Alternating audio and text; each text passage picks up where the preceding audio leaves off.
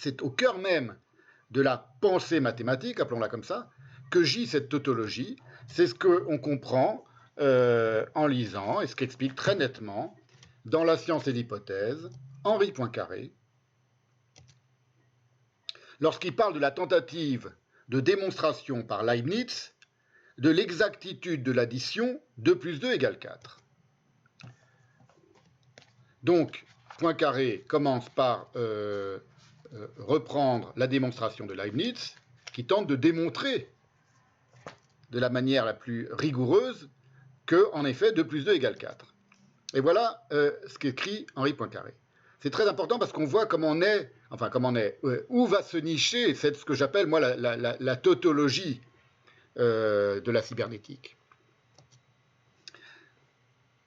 Et d'où elle naît, NAIT. On ne saurait nier, donc, explique Poincaré après avoir reproduit la démonstration de Leibniz. Je vous passe la démonstration de Leibniz. Que ce raisonnement, qui tient sur une demi-page d'ailleurs, il n'est pas très compliqué, que ce raisonnement ne soit purement analytique. On ne saurait nier que ce raisonnement ne soit purement analytique. Il procède par décomposition. Mais interroger un mathématicien quelconque, ouvrez les guillemets, ce n'est pas une démonstration proprement dite, vous répondra-t-il. C'est une vérification. On s'est borné, continue Poincaré, à rapprocher l'une de l'autre deux définitions purement conventionnelles, je souligne, c'est Poincaré qui parle de ça, il parle toujours de la démonstration de 2 plus 2 égale 4, de l'exactitude du calcul 2 plus 2 égale 4. Comment on peut le démontrer? Et on a constaté, donc on rapproche l'une de l'autre deux définitions purement conventionnelles, et on a constaté leur identité. On n'a rien appris de nouveau. La vérification, continue Poincaré, diffère précisément de la véritable démonstration parce qu'elle est purement analytique et parce qu'elle est stérile.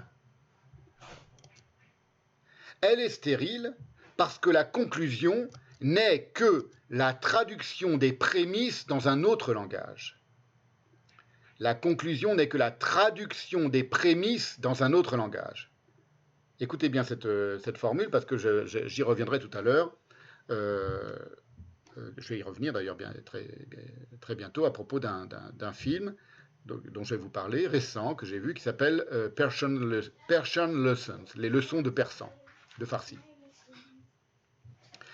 Et, Poincaré continue, la démonstration véritable est féconde au contraire, parce que la conclusion y est en un sens plus général que les prémices. Donc elle a créé quelque chose de nouveau, d'inédit, la démonstration véritable. Mais dans le cas de la démonstration de Leibniz, ce n'est pas une démonstration véritable, c'est juste une vérification. L'égalité 2 plus 2 égale 4, continue Poincaré, n'a été ainsi susceptible d'une vérification que parce qu'elle est particulière. On peut vérifier le particulier, on ne peut pas vérifier en permanence le général. Tout énoncé particulier en mathématiques pourra toujours être vérifié de la sorte. Mais si la mathématique devait se réduire à une suite de pareilles vérifications au pluriel, elle ne serait pas une science. Ainsi, un joueur d'échecs, par exemple, ne crée pas une science en gagnant une partie. Il n'y a de science que du général. On peut même dire que les sciences exactes ont précisément pour objet de nous dispenser de ces vérifications directes.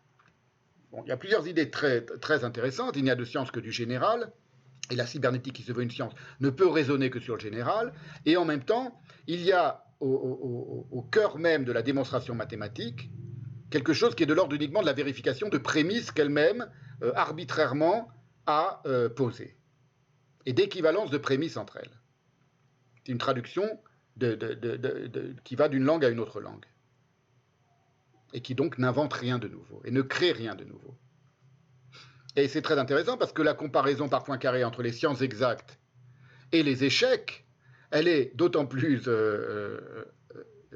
intéressante aujourd'hui que désormais, l'intelligence artificielle nous force à nuancer cette assertion de la science et de l'hypothèse de Poincaré.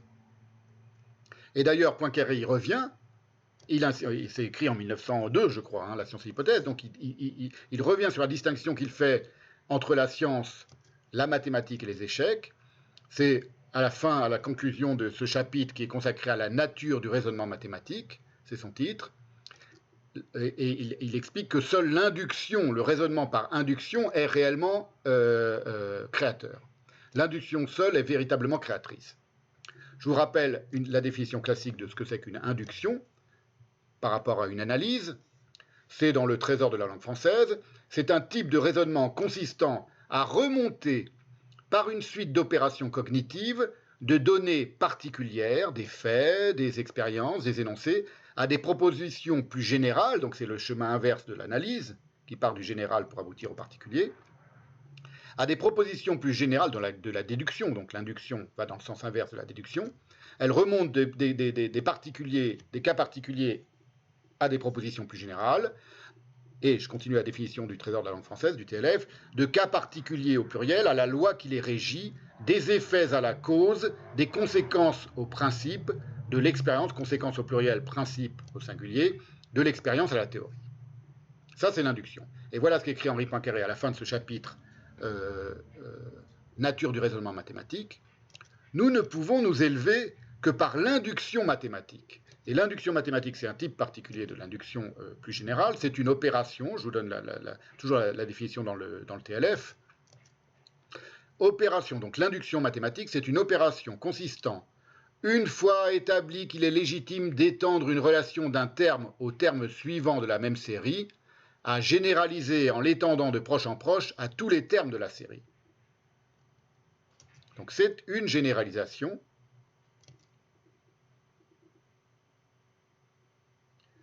d'une relation entre deux termes à tous les termes d'une série. Et donc, je reprends la phrase de Poincaré, nous ne pouvons nous élever que par l'induction mathématique qui seule peut nous apprendre quelque chose de nouveau. Sans l'aide de cette induction différente à certains égards de l'induction physique, mais féconde comme elle, la construction serait impuissante à créer la science. Observons en terminant que cette induction n'est possible que si une même opération peut se répéter indéfiniment. C'est pour cela que la théorie du jeu d'échecs ne pourra jamais devenir une science, puisque les différents coups d'une même partie ne se ressemblent pas, croit-il. Or, précisément, il semblerait aujourd'hui que les algorithmiciens, assistés par des ordinateurs quantiques extrêmement puissants, donc des machines à calculer extrêmement puissantes, soient parvenus à transmuter l'art, entre guillemets, des échecs en une véritable science, entre guillemets, sinon exacte, du moins triomphale, puisque leurs machines gavées d'intelligence artificielle savent battre aujourd'hui les meilleurs humains en ce domaine, aux échecs, ainsi paraît-il qu'au jeu de Go. Alors comment ce miracle, il faut se poser la question, comment ce miracle est-il possible? Le miracle entre guillemets, de la victoire de la machine sur l'homme dans quelque chose qui n'est pas une science, d'après Poincaré, qui n'était pas considéré véritablement comme une science, mais comme d'une certaine manière un mode de la pensée, ou une modalité de pensée. Eh bien, en réalité, ce miracle de la technique, il a été rendu possible par l'accumulation purement quantitative, parce que tout est là en réalité, des milliards de différents coups possibles au cours d'une même partie, aux échecs, et la machine a simplement compilé un colossal catalogue d'équations, équations échiquéennes évidemment, et a battu l'humain en célérité lorsqu'il s'est agi à chaque seconde de la partie de feuilleter cet immense inventaire de coups possibles et de toutes les variations consécutives des coups qui allaient suivre. Donc c'est uniquement de la compilation et du catalogage, et choisit à chaque fois la plus avantageuse pour aboutir à la victoire. Il n'y a aucune improvisation. Ça s'appelle peut-être de l'intelligence artificielle, mais ça n'a rien à voir avec de la pensée.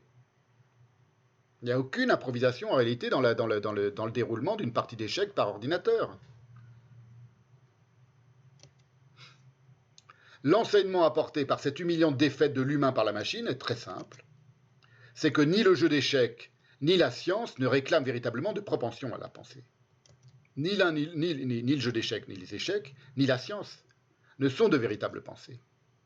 Le meilleur mathématicien du monde n'est pas pour autant, par la grâce mécanique, automatique, axiomatique, algébrique, tautologique de ces équations, un penseur aussi subtil, par exemple, que le génial Henri Poincaré, qui explique pourquoi les mathématiques ne sont en rien une science de la vérité, ni même du réel en soi. C'est lui qui le montre. C'est lui qui apporte de l'eau à mon moulin, de manière géniale, de manière prodigieusement intéressante. Mais un mathématicien de très haut niveau n'est pas pour autant un Henri Poincaré. Ça, c'est de la pensée, oui. Elle n'est pas mathématique. La pensée du mathématicien Henri Poincaré n'est pas de la mathématique.